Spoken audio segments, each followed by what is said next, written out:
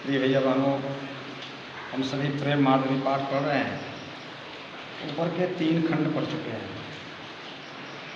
चौथे खंड में एक गोपी अपने सखियों से आग्रह करती है कि कृष्ण से हमारा भी मिलन हो जाए।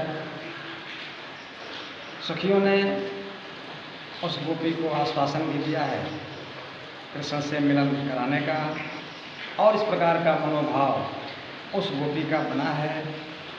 लेकिन प्रकृति प्रतिकूल हो जाती है और वे सखियाँ कृष्ण से उसे मिला नहीं पाती।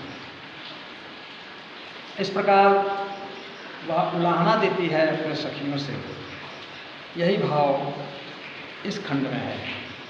चौथे में पढ़ता हूँ। गोपी कहती है, पहिले बहु भांति भरोसो दियो, अब ही हम लाई मिलावती हैं। हरिचंद भरोसे रही उनके, सखियाँ जो हमारी कहावती हैं। अब वे जुदा हुए रही हम सो, उलटो मिल के समझावती हैं।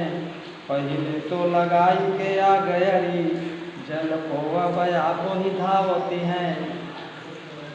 ऐसा छंद में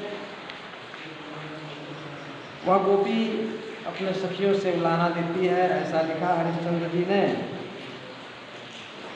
कहा कि पहले तो बहुभांति भरोसा दिए, अनेकों प्रकार से भरोसा हमारी सखियों ने दिया था कि मैं तुम्हें कृष्ण से मिला दूंगी।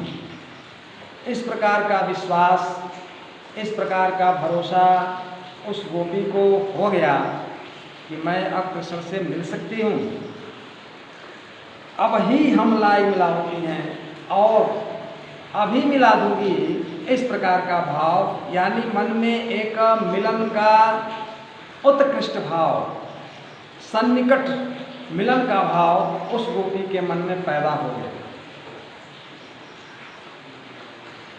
हरिश्चंद्र जी कहते हैं कि वह गोपी जब विश्वास हो जाता है तो विश्वास हो गया उस गोपी को, और इस नाते वह गोपी अपने सखियों के विश्वास को पाकर और उनके भरोसे रहती है।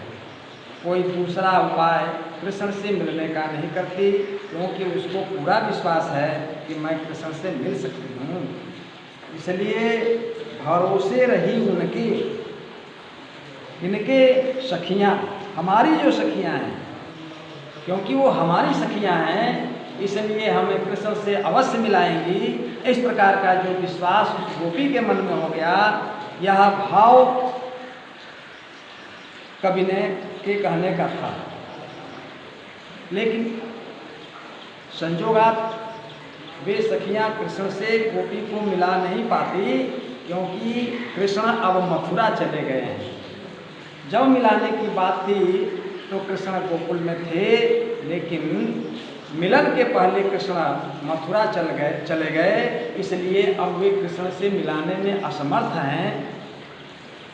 तो गोपी उलाहना देती है अपनी सखियों से कि अब वे जुदा हुए रही हम सो। अब वही सखियाँ जो हमें कृष्ण से मिलाने का भरोसा, विश्वास दिलाई थी, वही हमसे जुदा हो रही, अलग हो रही। क्या मतलब कि मैं अब कृष्ण से मिला नहीं सकती, कृष्ण से तुम्हारा मिलन नहीं हो सकता। इस प्रकार की बात वही सखियाँ कह रही हैं, और नहीं तो क्या मुझे ही उलटो मिली समझावती हैं। एक तरफ तो कृष्ण से मिलने का की जो आतुरता है, कृष्ण से मिलने का जो भाव उसके अंतर मन में पैदा हो गया,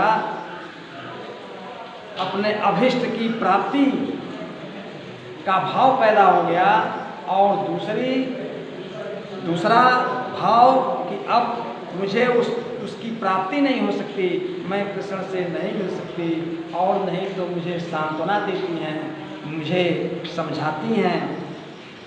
गोपी ने कहा कि पहले तो लगाई के आग हली, पहले तो मन में आग लगा दी।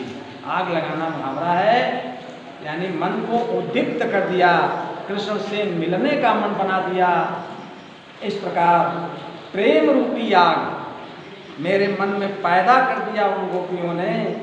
और जब मेरे मन में कृष्ण से मिलने की आग पैदा हो गई, प्रेम रूपी आग पैदा हो गई, तो जल को अब आप ही धावती। आग लगने के बाद उसके शमन के लिए जल की आवश्यकता होती है। अब मेरे मन में कृष्ण के प्रति प्रेम रूपी आग पैदा हो गई, तो मुझे समझाती हैं, यानी जल से उस आग को बुझाने का, अपने वचनों से समझाकर मेरे मनोभाव को कृष्ण से हटाने का, मन बनाने का ये भाव पैदा करना चाहती हैं। इस प्रकार की एक गोपी अपने सखियों से उलाहना देती है। तो कृष्ण के प्रति उस गोपी का मनोभाव देखने को इस खंड में है। फिर अपने सखियों से उसका उलाहना देने का भी भाव है, क्योंकि वह कृष्ण से नहीं मिल पाती, इसलिए उलाहना भी देती है। ये इस खंड में इसी भाव को कवि ने लिखा है। भाषा परिभाषा है इसकी, शैली मुक्तक, गुण प्रसाद, क्योंकि भक्ति भी है और मिलने का भाव है, इसलिए माधुर्य गुण भी है। रस वियोग श्रृंगार, कृष्ण के प्रति न मिलने का जो वियोग है वो भाव है। सवैया छंद अनुप्रास अलंकार है। इस प्रकार से आज के वीडियो में हम इस खंड को पढ़ रहे हैं। आशा है हमारे भैया बहन इससे अवश्य लाभ लेंगे। इस खंड का आप संदर्भ सहित व्याख्या अपनी कॉपी पर करेंगे। आज के दिन बस इतना ही।